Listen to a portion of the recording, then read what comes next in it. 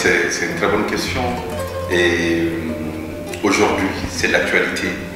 Il faut dire que depuis quelques décennies, depuis la grippe espagnole, on n'a jamais vu une épidémie aussi virulente, n'est-ce pas? C'est vrai que ça fait quelques mois, le monde fait face à une épidémie majeure qui est vitale pour l'humanité, n'est-ce pas? Et qui a aujourd'hui dans le monde a contaminé, il y a plus de 1 million de cas. C'est vrai que plus de 1 million de cas ont été touchés par ce virus-là.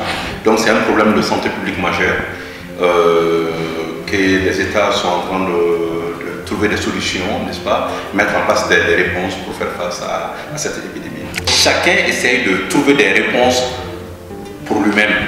Donc l'Afrique doit réinventer, n'est-ce pas? Inventer ou trouver sa solution. Parce qu'on sait que même quand l'épidémie évolue, il y a des caractéristiques qu'on a trouvées au virus au niveau de la Chine, mais on a trouvé d'autres caractéristiques au niveau du continent africain. Donc l'Afrique doit trouver sa réponse. Les experts africains doivent réfléchir quelle solution africaine on trouve au problème. Je pense que c'est la meilleure façon de traiter ce problème. La particularité, c'est une épidémie nouvelle où il n'y a pas de réponse. On n'a pas assez de recul par rapport à cette épidémie. Donc, au niveau mondial, par effet de mimétisme, c'est de copier-coller. Chaque État essaye de confiner sa population, de faire ce qu'on appelle le distanciement social, n'est-ce pas? Et les mesures barrières, comme tu l'as dit, parce qu'il n'y a pas de réponse connue. Et quand il n'y a pas de réponse connue, chaque État a essayé de voir ce que la Chine a eu à faire. Donc chaque État, chaque pays a essayé un peu de copier sur la Chine.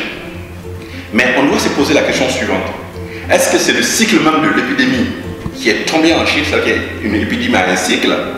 Est-ce que c'est le cycle même qui est arrivé à son déclin qui a fait que ça a tombé? Ou est-ce que c'est plutôt la réponse donnée par la Chine, notamment par le confinement qui a porté ses fruits? Aujourd'hui, sur le plan mondial, il y a ces deux thèses-là. D'accord? Donc, comme il n'y a pas de réponse médicale, on va jouer sur la réponse sociale et mesures barrières, confinement, etc. Le temps pour la recherche de trouver une solution médicale. Alors, et sans porter un jugement, moi je trouve, avec ou sans épidémie, pour des raisons d'hygiène, on doit se laver les mains quotidiennement, on doit faire des mesures d'hygiène. Si ça ne vous prévient pas contre l'épidémie, ça vous prévient contre autre chose. Donc, à la matière, je suis vraiment preneur. Il n'y a pas de souci là-dessus. Mais je dis que chaque culture a sa spécificité. En Afrique, nous sommes une culture où le toucher, s'embrasser, et être ensemble, ça fait partie de notre culture. Quand vous enlevez ça en africain, vous enlevez sa part d'humanité. Donc ça c'est la contradiction majeure qu'on trouve entre l'épidémie, la réalité épidémiologique et le comportement social chez nous. D'accord? Donc à long terme, ces réponses, de mon point de vue, les gens sont obligés de faire société ensemble. L'être humain est un être social par définition. Donc si on enlève ce soubassement qui fait l'interaction est la base de la société, si on enlève tout cela, il ne nous reste plus rien.